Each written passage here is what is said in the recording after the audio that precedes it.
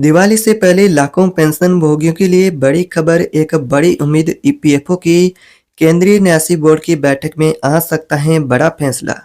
न्यूनतम पेंशन 1000 से बढ़कर 2500 तक होने की पूरी अपडेट क्या है, इसकी हकीकत क्या है, पूरी सच्चाई इस वीडियो में जानने वाले हैं।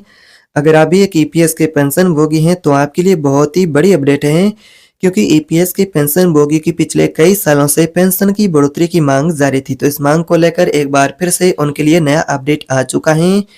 देश भर के जो पेंशन भोगी हैं ईपीएस मिनिमम पेंशन बढ़ोतरी का इंतजार कर रहे थे, उनके लिए बहुत बड़ी खुशखबरी।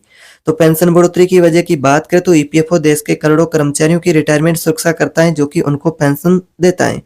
और इसी पेंशन में बढ़ोतरी को लेकर 10 और 11 अक्टूबर को बेंगलुरु में होने वाली सीबीटी की बैठक ईपीएस न्यूनतम पेंशन बढ़ाने पर चर्चा होगी।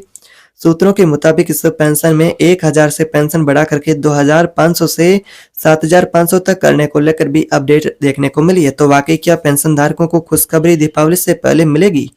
आखिर बार 2014 में न्यूनतम पेंशन बढ़ी थी, तब से 1000 की पेंशन लागू है।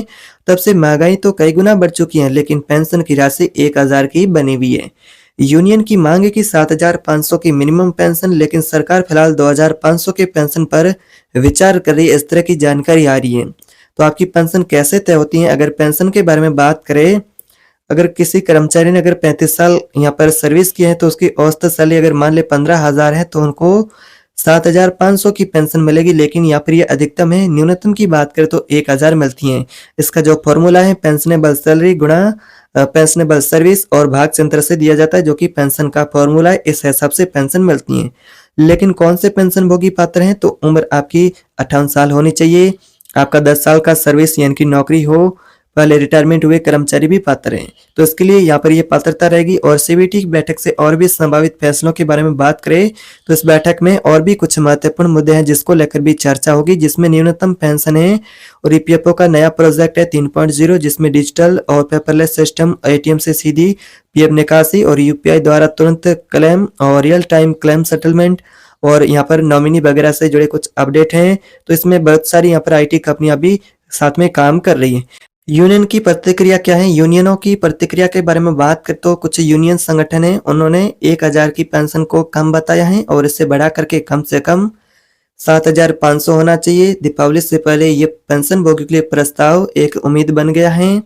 अगर सरकार इस प्रस्ताव को मंजूरी देती है तो ईपीएस के पेंशन धारकों को सरकार अगर इस प्रस्ताव को मंजूरी देती है तो ईपीएस के पेंशन धारकों को 11 साल बाद एक बार फिर से बड़ी सौगात मिलने जा रही है।